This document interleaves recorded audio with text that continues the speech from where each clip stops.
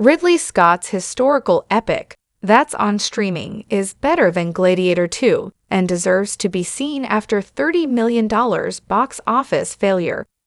Gladiator 2 has been getting a lot of attention recently as the long-awaited sequel to a classic, but Ridley Scott directed an even better historical epic a few years ago that was criminally underrated, The Last Duel, and it's currently streaming on Hulu.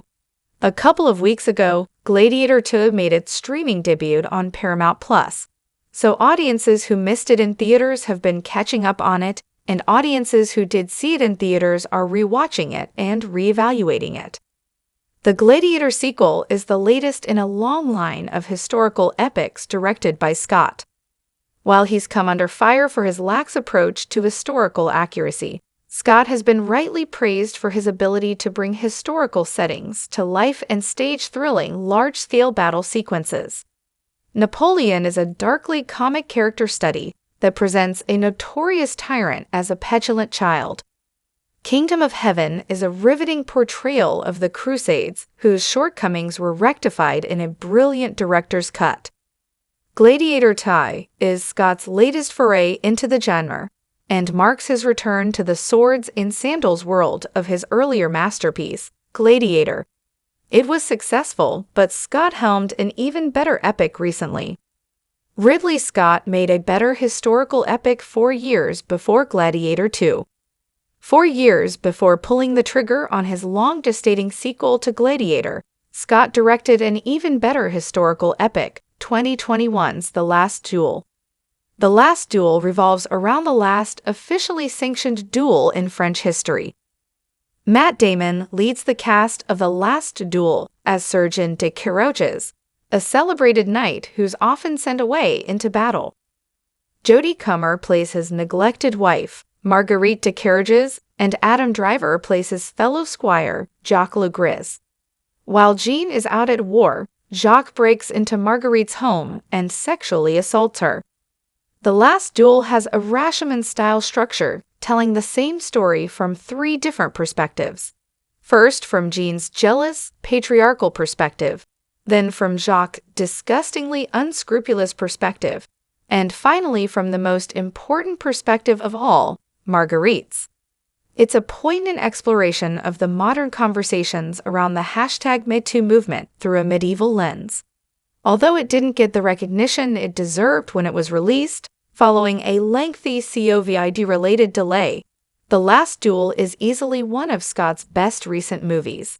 It's up there with The Martian as one of his finest efforts from the past decade. Gladiator 2's box office didn't fully make up for The Last Duel. It's no secret that Scott has had some struggles at the box office in recent years, and The Last Duel was a major example of that. The Last Duel was a full-blown box office bomb, grossing a paltry $26 million worldwide against a hefty production budget of $100 million. With plenty of hype and a massive marketing push from the studio, Gladiator 2 was expected to mark a box office comeback for Scott. It did better than The Last Duel, but it still wasn't a bona fide blockbuster like one would expect from a legacy sequel to a classic movie. Gladiator 2's global box office haul was $460.5 million, which fell just short of the first movie's worldwide gross of $465.5 million. That might sound like a decent gross, but there's been a lot of inflation in the past 25 years. Gladiator 2's gross is much less impressive in 2024 dollars than Gladiator's gross was in $2,000. Plus, Gladiator 2 had a much bigger budget than its predecessor. With a production cost of $250 million, Gladiator 2 had a break-even point of around $500 million, so it may not have turned a profit. Hopefully, Ridley Scott keeps making historical epics. Scott is a true master of the historical epic genre. Hopefully, he'll keep coming back to the genre, and hopefully studios will keep giving him the budget to do so.